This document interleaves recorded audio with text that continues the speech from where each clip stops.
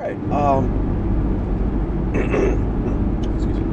So, thinking about stuff as I always do. So this one's going to be about kind of a. I don't know how to sum this topic up. I guess like tailoring certain tailoring equipment, tailoring certain things that are in the world for your players to experience, and it's going to be kind of a meandering topic, but so I think there's two real ways to think about characters, or at least characters and their equipment. A lot of characters are just hey, this is a fighter guy, whatever it is, and he uses this is the sword that he uses, and this is his shield, and he has a bow, and that's it. And then that character will kind of just use whatever weapons he finds if they're better. That's the big appeal for a character like that. They're just going through dungeons and things are happening, and they're going through and they find better stuff so they can replace the stuff they're using. But then you get other characters that have and these are the majority of my characters. I do it this way, where starting off the character has this signature weapon of some kind that I would personally prefer that they use for the entire campaign. Never switch weapons. The weapon just also grows in power, and it can be improved and enchanted and stuff. And I feel like a lot of players, while they might do the first method of just replacing equipment as they find stuff, because that's part of loot.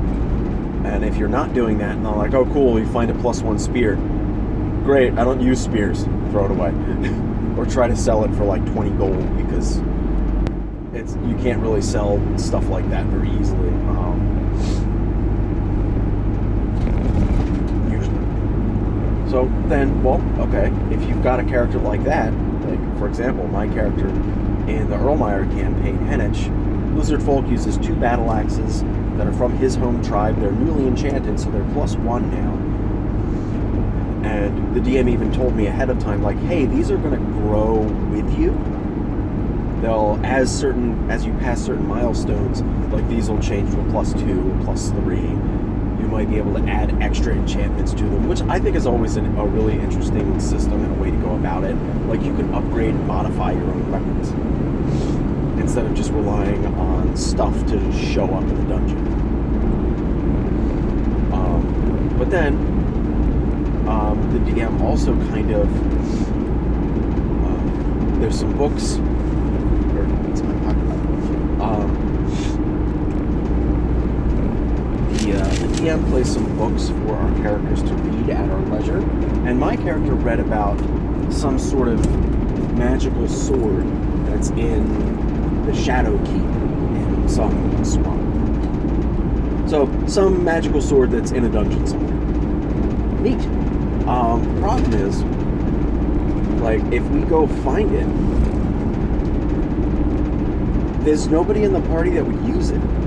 Because, one, my character is using dual battle axes that are already enchanted and have all these nice properties, with the finesse property also. That's important for this character because he's dex-based. The other martial character has is this truck smoking? I'm trying to speed up and get past it. The other martial character is a Polearm Master. Do they have Sentinel too? Yeah, they have a Polearm Master Sentinel Barbarian. So they're not going to use a sword. And the other 2 characters are a Sorcerer and a Soul Knight Rogue. So they're not going to use the sword either. So, what the hell do you do with this sword? Do you change it a little bit so that one of the characters can use it? It says in all the literature that it's a sword, but it's actually, whatever your character happens to use. Or maybe that's part of the lore that the weapon changes shape to suit its user. That can be cool. But in that case, you're also replacing what replacing what these characters already have. Like, they have a connection, both my character and that barbarian, they have a connection to the weapons they're using. And if you just replace it willy-nilly with this fancy shadow sword, I don't know if it's a shadow sword, it's just in the shadow keep, who knows what it actually does. But, you know, is that good? Is that something you should do? Like, you're just going to replace these characters' equipment for this fancy sword? Or do you make it so it's not actually a sword? Maybe it's something, instead of just a shape-changing weapon, maybe it's something that is technically a weapon, but it's not. It's a piece of gear, it's a piece of gear, not a weapon specifically. So, like, maybe it's like a vambrace that a character can wear that will augment their weapons in some way and give them new abilities. But, you know, it's just called a sword for whatever reason, because it's a legendary piece of equipment that has really offensive properties or something. Or maybe it's a ceremonial sword that you just wear on your back and you never actually use it as a sword, but it just confers a bunch of passive benefits or something. You know, it could be anything. I try to work it in for the characters that you have.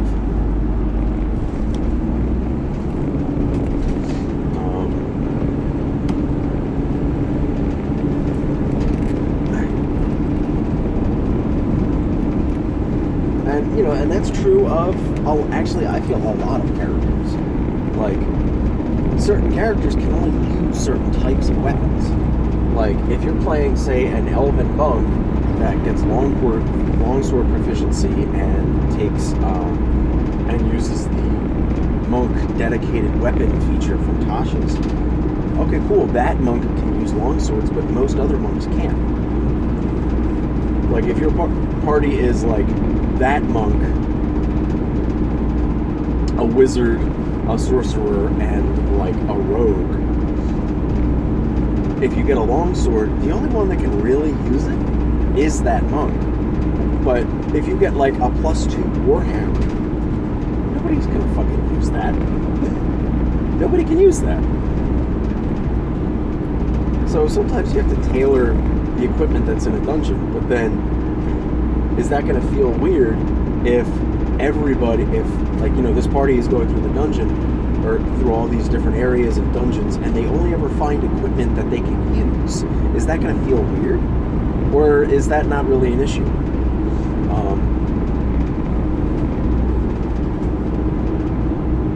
Like, yeah, that might feel a little weird, especially in a dungeon. You only ever find stuff you can use. And I feel like in shops and stuff, you're not going to ask about weapons you can't use. Like, the shopkeeper might say, ooh, we have this nice warhammer, and nobody can use that. No thanks, we're not interested. And that's about as far as that goes. But so then, like, do you keep sprinkling unusable equipment all over the place? Like, say nobody has heavy armor proficiency. You find a set of +3 plate armor. What do? Do you not put that in? Do you replace it with +3 studded leather for somebody? Do you replace it with just something else? Or do you leave it there and the players have to figure out, okay, we've got this super valuable piece of equipment that we can't use. What do we want to do with it? Maybe they just, you know, they have a friend, an NPC friend that's like a paladin or whatever, and they can gift it to that character or sell it to that character, to that NPC, for a favor or money or whatever. Or maybe because of that plate, one of the party members is like, you know what? I'm gonna multi-class into paladin or fighter or something. That could be a thing. You know, sometimes pieces of equipment, items like that can cause players to make certain kinds of decisions and take certain kinds of actions, and that can be fun. But then, you know, how do you deal with those other characters that do like favor one weapon or like a very specific type of weapon? Like, there's this other character I haven't gotten a chance to play, a zealot barbarian that uses this big scythe. And, like, narratively, that scythe would be a lot like a Hexblade Warlock's weapon. Like, it can, ideally, maybe it can devour other weapons and gain those weapons' properties in addition to being this big scythe. It could be something like that. You know, wrap that weapon's... You give that weapon a narrative reason why you can effectively acquire new weapons and still use their properties, but not have to actually replace what you're using. Like, that can be really cool. Or, again, the enchanting and upgrading your weapons constantly, that can be fun. Because, like, not only, like, what characters are capable of using, like the longsword proficient monk, sometimes you have characters with a lot of investment in certain types of weapons. Like, you know, another, like a fighter with great weapon master and something else, you give him a super cool scimitar. He's not going to use that. He's like, even if it's like 3 times as better as his other weapons, like, that kind of invalidates all of his investment so far, like the feats that he took. Things like that. Like, so it's not going to work, or it makes that player feel bad because, like, all their investment is, like, kind of worthless. Like, I remember in campaign 1 of Critical Role, Grog the Barbarian, he had great weapon master and some other feats, and he was using this really cool great axe. And then, at a certain point, he also had a belt of Dwarven Con. So he got a Dwarven Thrower. And that is, like, one of the best weapons you can find, if you can use it. It's, like, it's +3, it does a whole bunch of shit. And he was using it for a little while, but it doesn't fit that character's, like, flavor and the, like, the narrative that character is. He's this huge barbarian using huge weapons, but with a tiny little, like, Mjolnir hammer. While it's mechanically, like, better than anything else he can use, one, he can't use his feat, his great weapon master feat with it, which is like the whole, you know, that's invalidating his investment. And it doesn't fit the narrative. Like, he's just beating people over the head with a brick on a stick. That's all that weapon is, like, visually. So, you know, I guess you gotta be careful of that. Then another character of mine, he has these heirloom katanas that I intend for him to use as his main set of weapons for, like, the whole campaign. Once he completes the set of them, he has to find the missing third one. And then he's got an Odachi, a katana, and a wakizashi. And once he completes the set, they'll be really good. But he's not really going to use... He might use other weapons if, like, based on context. Like, right now he's forbidden from using those swords at all. So if he finds, like, a +1 whatever, he'll probably use it. But as soon as he's able or willing to draw those swords, he's not using anything else. So, yeah, sometimes you have to be careful of, to sum up, you gotta be careful of certain types of, like, what you place in front of your characters. If they're, like, really tied to certain weapons, you give them something good, they're just not gonna use it. And then, something kind of related, like giving a character something, intending it for one character, and then another character kind of takes it over. So, for that same Rollmeyer campaign, my character can read, write, and speak Abyssal, but he doesn't know it. He didn't know it for a while. And I prompted the DM, we were in a library, like, are there any books in... Because the only language this character, as far as he knows, that he can read is Draconic. He can speak a few languages, but he can only read Draconic. So I had to, like, nudge the DM, like, hey, are there any books in Draconic? Meaning Abyssal. Because he can read Abyssal, he just doesn't know it. If he found a book in Abyssal, he would just think it's, like, weird Draconic. So we found a book. The librarian taught him, or it's not, the shopkeeper didn't really say anything about it, but he was very confused by this book, why he could read it, and after, I think, one of the other party members told him that's not draconic, so he held on to it. And then when another party member joined us that could read Abyssal, and we had like a quiet moment, my character brought this book out, like, hey, you're a sorcerer, you know this type of stuff. And above table, I know this character can read Abyssal, and they would know this. So, like, hey, what can you tell me about this book? What language is this? It's like, oh yeah, this is Abyssal. Like, oh, that's weird. Demon language? What for? How? Why come? So, that's a plot point that I seeded a while ago, and we're kind of just now getting to. But, like, that was, as far as I was concerned, that was the main point of the book. But that book was like a guide to the Underdark, and that would have been something cool for my ranger to have, like, extra knowledge about the Underdark, so that when we get over there and have to go through it, my character can navigate us easily.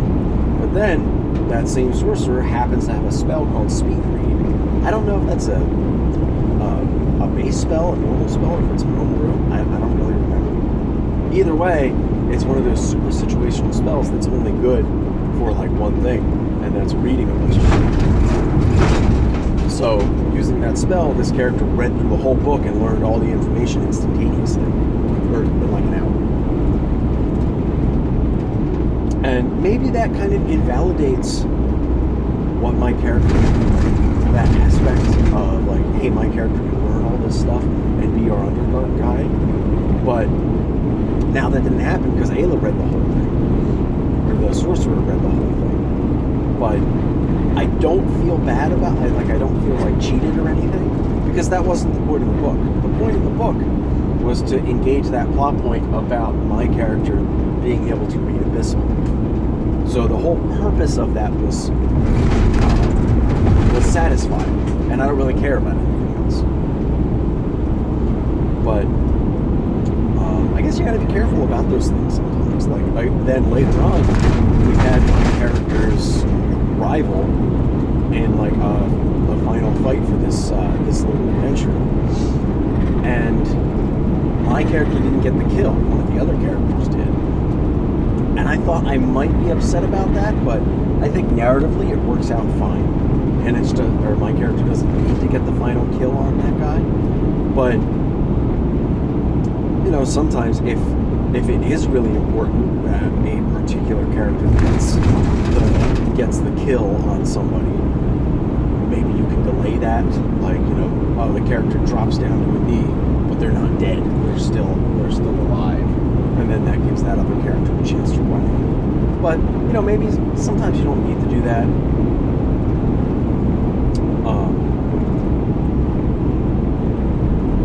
Okay, this last part's not like directly connected to the first part of this video.